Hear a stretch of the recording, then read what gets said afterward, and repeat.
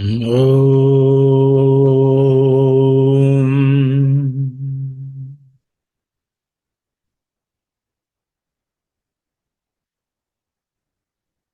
Om. Om.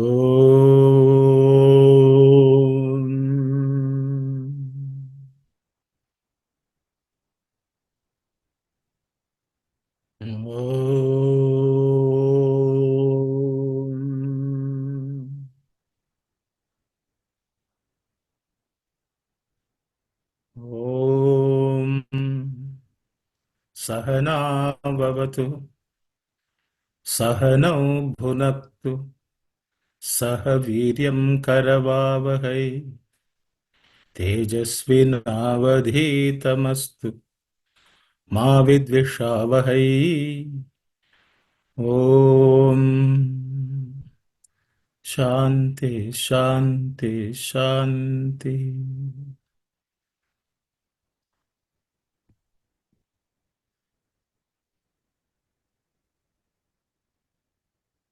Sairam, everyone. Uh, wish you all an auspicious birthday, Janmotsavam of Swami. Um, it's Swami's blessings that he has given us an opportunity to think of him early morning today on his Janma Dinam or his birthday. Just to recollect where we are studying Narada Bhakti Sutras, as you know. We had completed set of sutras which are termed by some of the commentators as the third chapter, where Narada Maharshi has been talking about what are the sadhanas of bhakti, what are the instruments, what are the means of bhakti which we have to cultivate.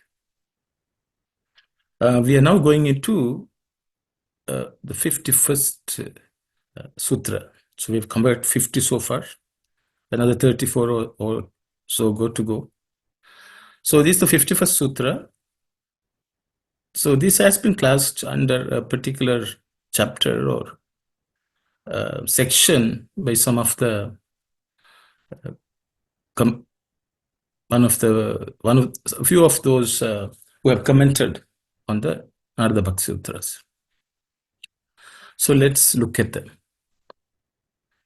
Today we'll be just doing one sutra.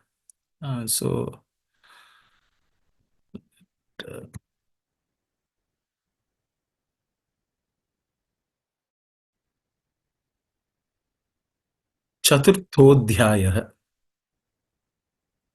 चतुर्थोऽध्यायः चतुर्थोऽध्यायः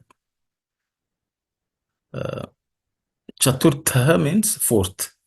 Adhyaya is chapter. So as in Sandhi, it becomes Chaturthodhyaya. So Chaturtaha, the Visarga becomes U. So it becomes Chaturtho. The Adhyaya in the word Adhyaya becomes silent. So it becomes Chaturthodhyaya. The Chaturtha, the Tha is also an aspirated consonant. So it has to be stated with a bit of an exertion and extra air. So pay attention to that. Adhyaya also, the in the dhya is also an aspirated consonant. It's the fourth letter in the tha varga, as you all know. So that has to be aspirated as well.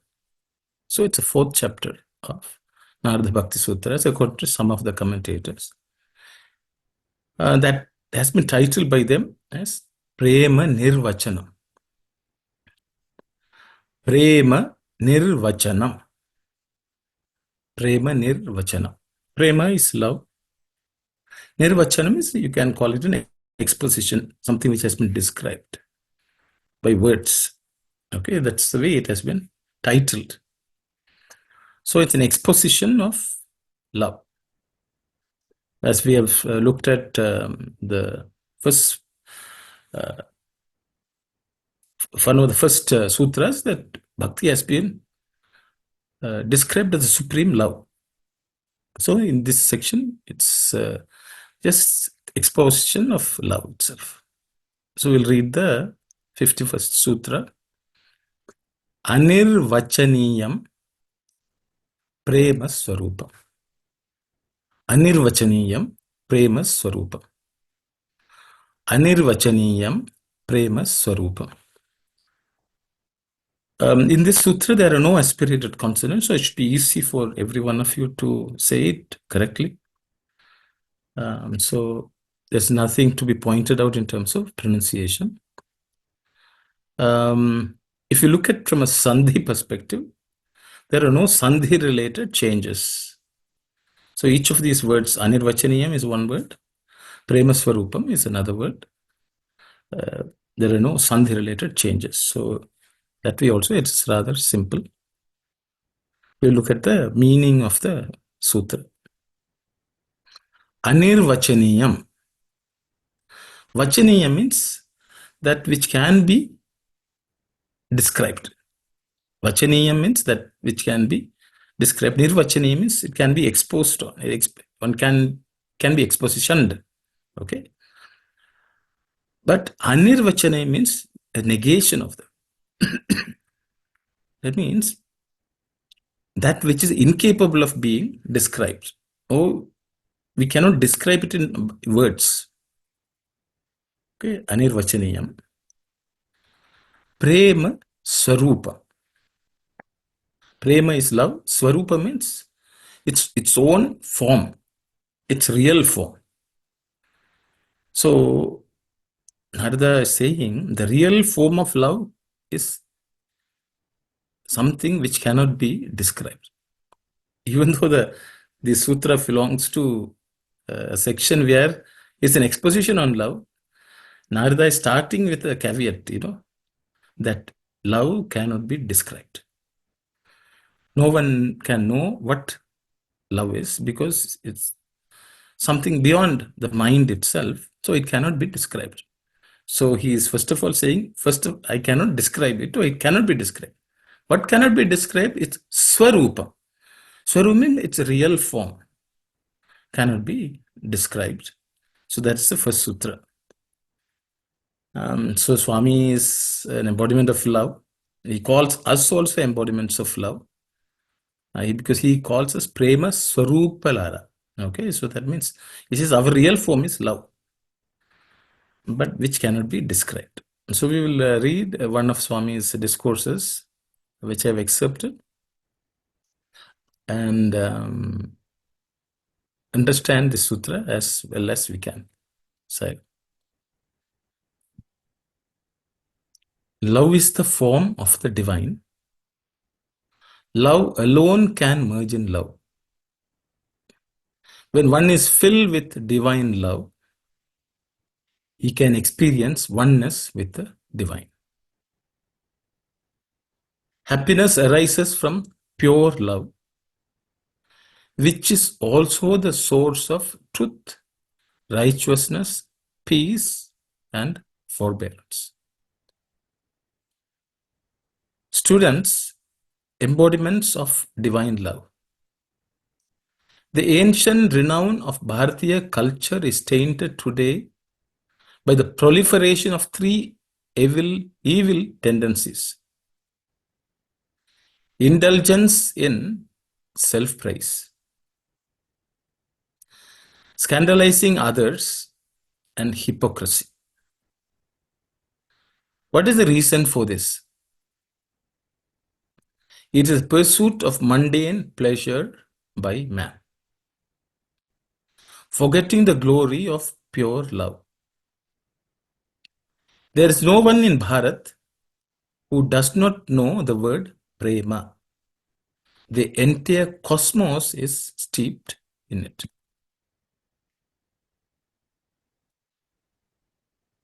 Prema is incomparable and indescribable. The sage Narada declared, Anirvachaniyam prema. Love transcends speech. I'll pause here. As you can see, Swami has used the exact sutra in a couple of places. Here also is one. This is a discourse where he has mentioned it. So as you can see, Swami is explaining and teaching us. So it's a wonderful opportunity on Swami's birthday to talk about prema, and also listen to what Swami has talked about prema. Okay, so let's continue. At the human level, this love assumes many forms. The word love is used in common parlance in the context of the relations between mother and child, husband and wife, master and servant, the preceptor and the pupil. But this is not true love. It cannot be termed prema or love. It is only anuraga, attachment. Prema can be applied only to the total love towards the divine. It is utterly selfless.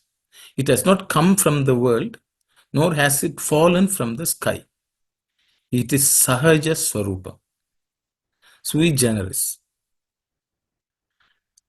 Today, man has forgotten this sacred and enduring love. There is nothing equal to love in this world. Even nectar is insipid in comparison with the sweetness of love. This love makes even the divine dance in ecstasy. This love makes even the divine dance in ecstasy, as well as the devotee. It expresses itself in dance. Such a love can find no place in the heart of self-seeking persons. It will dwell only in the hearts of the pure, the unselfish, and the godly. The scriptures have compared this love to precious diamond. Where is this gem to be found? When even ordinary diamonds are preserved with great care in a strong safe, how much more safely should the precious diamond of love be preserved? Who is entitled to offer this diamond to others? Only the person who is filled with love and who sustains himself by love always.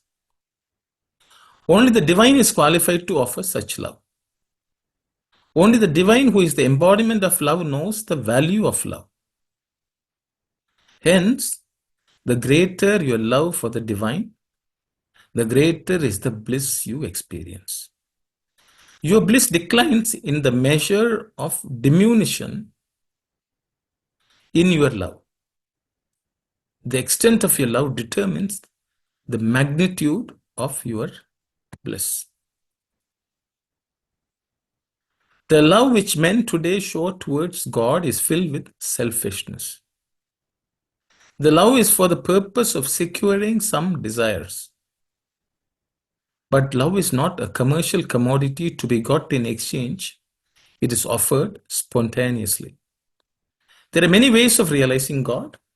Among them are the Shanti Marga, path of peace, the Sakhya Marga, path of friendship, Anuraga Marga, the path of attachment, Vatsalya Marga, the path of affectionate love, Madhura Marga, the path of sweetness.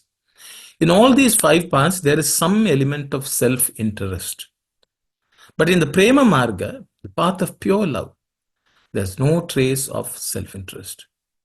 Hence, all other paths merge in the path of love. Pure love is therefore the royal road. We should consider that this love is present in all. It is the form of divine, because the divine is present in all. Whomever you love, you are loving the divine. Forgetting the sublime and all-encompassing conception of love, men today have lost themselves in narrow alleys. To promote among men love between humanity and God, the divine descends on earth from time to time. For what purpose is the advent? To promote the love principle is his primary purpose. Failing to understand the true meaning of this love principle, man is undermining his life. Everyone should realize that love is present equally in all beings. But this love assumes many different forms when it is exhibited in different relationships in worldly love. The love between husband and wife is termed moha, infatuation. The love between a mother and child is called vatsalya, maternal love. The love between kith and kin is called anuraga, attachment. The love towards God is termed bhakti, devotion. Thus, love is one, but it's expressed in many ways. Experiences are varied, but the goal is one. To carry on this life in this phenomenal world, love has assumed these manifold forms. The forms of love keep changing according to one's relationships. But pure love is unchanging. Such pure love is limited today by man's self-interest. Immediately after birth as an infant, he clings to the mother's bosom and considers it as paradise. As he grows, he gets interested in education and forgets the mother. In his boyhood, one experiences this love in sport and games, in studies and recreation. After completing his education, he enters on family life and immerses himself in sensual pleasures. Later, he gets interested in earning wealth and loses interest in wife and children. Later on, he loses interest even in wealth and turns his thoughts towards God. Thus, man exhibits his love for different objects at different stages in his life. Students, love is not something which enters your lives midway. It is the Atmic principle which is always with you at all times. You should not allow this love to change from moment to moment. You must transmute all your thoughts into expressions of love. To regard whatever actions you perform as an offering to God is the best form of sadhana. Whatever good deeds or spiritual acts you may perform, if they are not suffused with love, they are worthless. Love is like a mariner's compass, which always points to the north. Love should direct you Godward in every action that you do. There's no greater path or goal than this. Scholarship or ritual worship will not serve to transform your spirituality. Fill your hearts with love of God, then the nation will enjoy peace. Your view of the world depends on the color of the glasses you wear. When your vision is filled with love, the whole creation will appear as Brahma-maya, filled with divinity. That is what the youth of today needs most.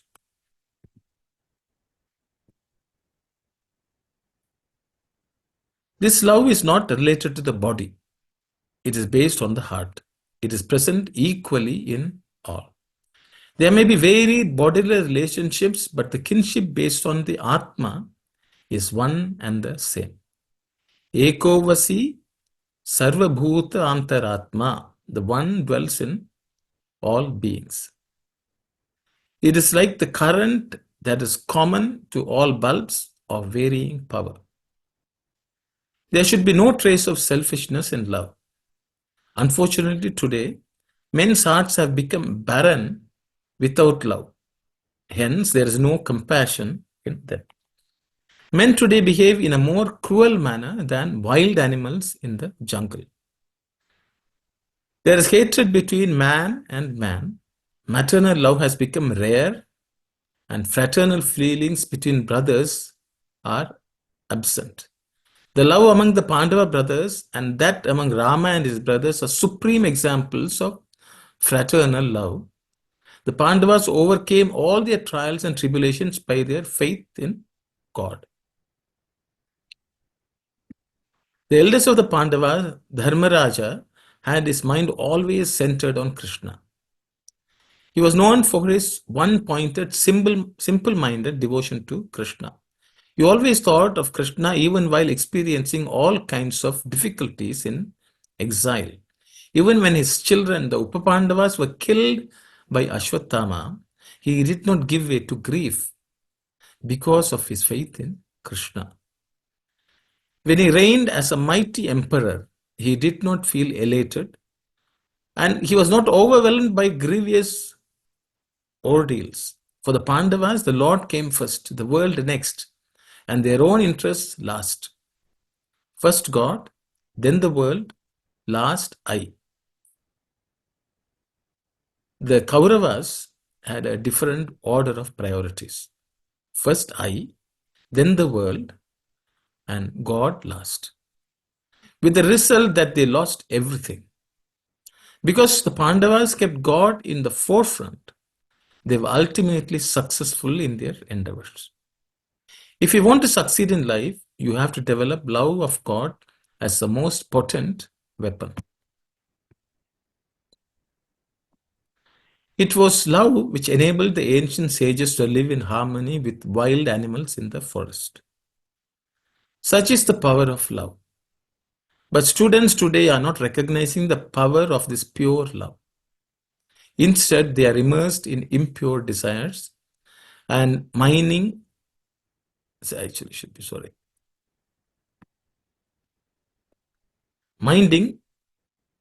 their precious lives. I think I made a mistake.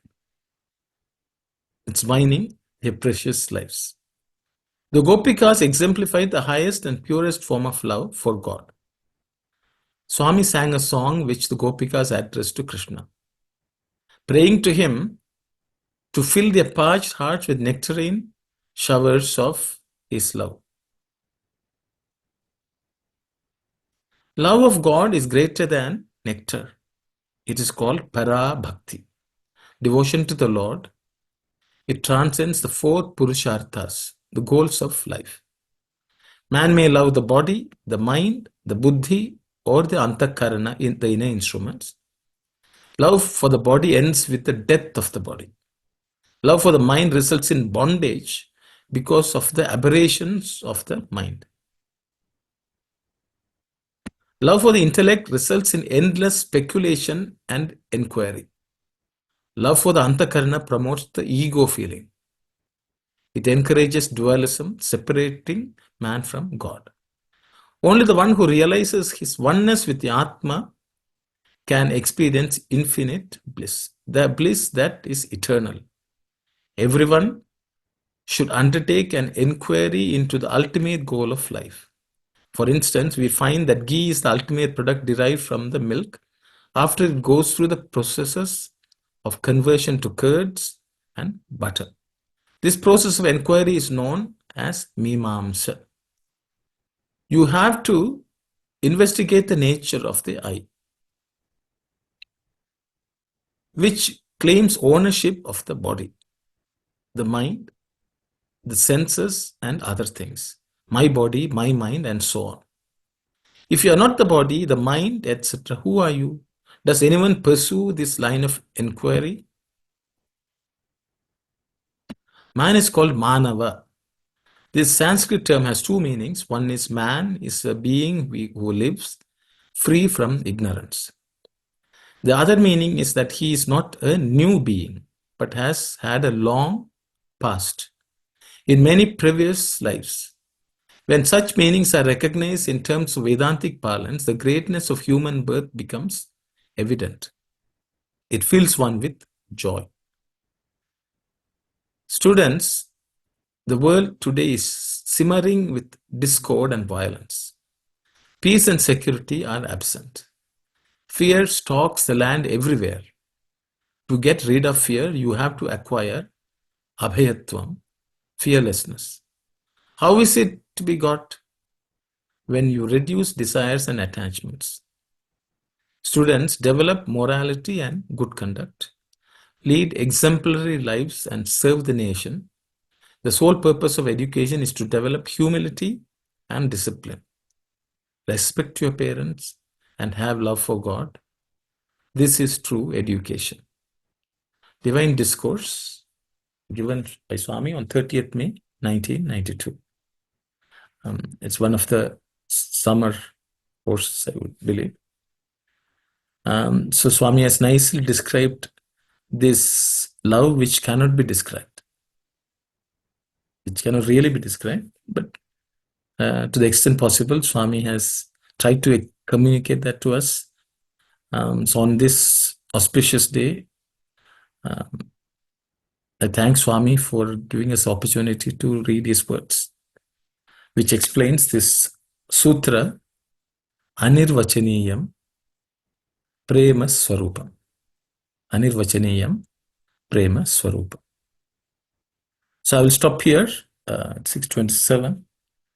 Sorry that it's a short one today, but the message is very long, I would say, uh, for all of us to take in today on Swami's birthday. I will stop here. If there are any questions and if I have any answer, I will share. Saira.